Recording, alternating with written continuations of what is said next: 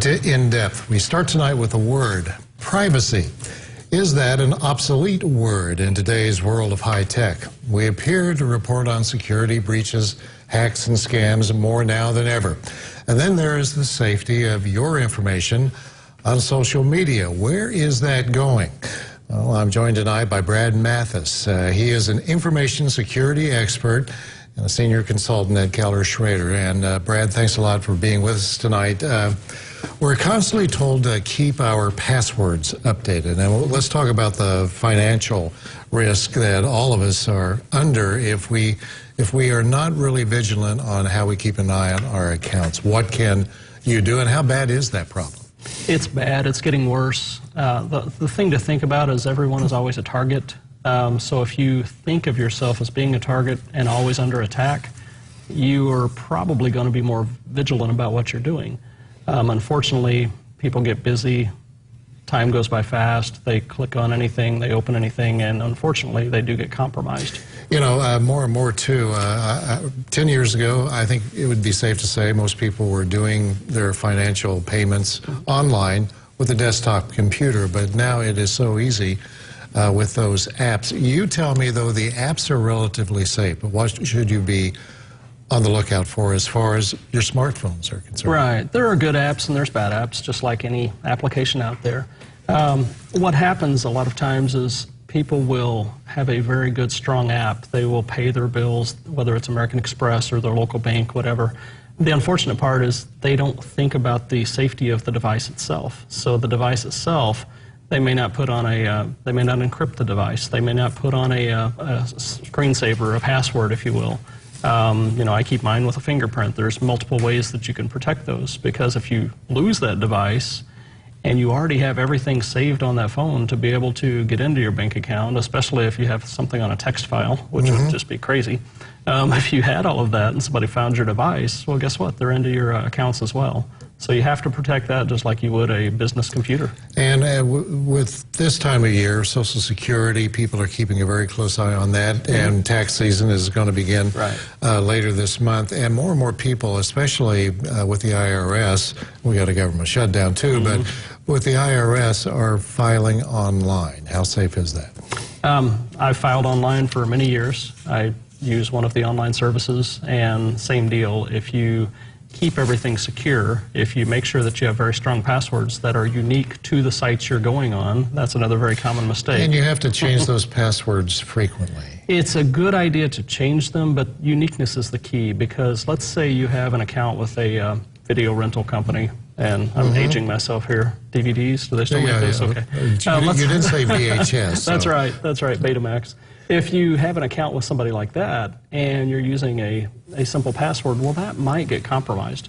If you're using that same password with your bank, with your credit cards, well, guess what? All they have to do is compromise one. So it's very important to keep them different. And they give you those security questions that you pick. Yes, those security questions, they're interesting. How many times have you been on Facebook and you see things shared that says, what was your favorite pet's name? Well, guess what? That's one of the questions that these security questions ask. And there's big charts. It's like, how many of these items can you answer? And if you look at several of those items, you're going to see it's the same questions that you're being asked as challenge questions within your banking environment. Well, guess what? The bad guys know these things. Well, let's talk about the dark web. And that is something that the media hasn't really been, talking about. You know, I look at Google, and that just seems monstrous as far as the size of it, the scope of it. But you had a very good analogy of what the dark web is. And tell me about that. And with the dark web itself, I mean, we would have to have an all-day discussion probably to get to the depths of it. But if you think about it, what most people know of the internet is the tip of the iceberg. So if you were to picture an iceberg in water, it's just that tip that's sticking out. Well, if you've ever seen a side shot of an iceberg, there's so much under there that you can't see. So the tip of the iceberg is Google? The tip of the iceberg is your Google, it's your Bing, it's things like that. What's below, it's not indexed by any of those search engines, and that's where a lot of criminal activity takes place. There's trading of, and I don't even want to say some of the things that's on there, but people were ordering drugs online. They were ordering, you name it, and all that was through the dark web, and it's not really traceable. Well, social media, I mean, people are staying off the dark web unless they have perhaps evil intentions or what have you, but Facebook, Twitter, social media, especially Facebook, has come under fire in the last, especially in the last year and a half. What's your biggest concern about Facebook right now? Believing everything you see.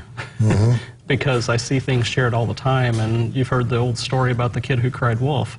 Unfortunately, people share things all the time that will say, you won't believe what Facebook is doing now. If anything ever starts with you won't believe, it's probably fake. And one of those things that have been circulating that we've all seen on Facebook is the number of 25 people who are constantly, how do you battle that and what have you, but you tell me what. That's one of the most common things that gets shared. People believe that if they post this thing and have people comment, it's going to change the Facebook algorithm. If one person can change the Facebook algorithm, they're pretty sharp. But unfortunately, what that does, it's just something that people share. Facebook's algorithm is already designed to where the people that you interact with the most are the people you're typically going to see in your news feed. So you're telling me a post about fighting a hoax might be a hoax? Yes. All right. With that said, what's the best advice on just monitoring your social media accounts? I've often said it seems like some of the comment threads I see sometimes on Facebook or what people post, it's almost as though some folks feel like they're in the dial-up days and this is a private chat room. Yeah. But you go on to eBay or you go on to Amazon, that ends up on Facebook. Anything that you told me, we are the what? You're basically the product. Okay. You are not Facebook isn't the product. Facebook is the medium that allows you to share things with your friends and family on social media, but there's no charge for it because they're making tons of money off of your information. That's how they stay in business. Real quick, I know that you talked to me about a website on it. You can determine, and this is a legitimate website, and I believe it's called Have I Been Pwned? Pwned, yes. .com? It is. Okay, and right there it is. And what does that do? That is a site that it was created by a security researcher. It's a legitimate site. I've researched it multiple times and I feel pretty good about it. You can put your email address in there. So we could put my email address in there and you would probably see different breaches that my email address was involved in. I look at that from time to time because at one time I found my email address on, I believe, a LinkedIn breach and some other breaches, Yahoo, different ones. That could be like a store, a major department store? It could be anything. And once those are breached, that means your login and password credentials are out there that can be targeted. If you've been breached on one, well, guess what? They're going to be looking at all these other sites to say, is Brad Byrd also using this login and password for his bank, for anything else? So it's very important to keep those passwords separate or different, on every site. There's on that same site, without getting too deep into it, there's actually a tab called passwords. You look in passwords and you want a very strong password. You don't want it to be your dog's name, your cat's name, whatever. You can put a password in there and it will come up and tell you, has that password ever shown up in any of the breaches? Wow. Of course, if you put password in, you'll see all kinds of breaches. Oh, yes. Yeah. But you may think your password's super secure.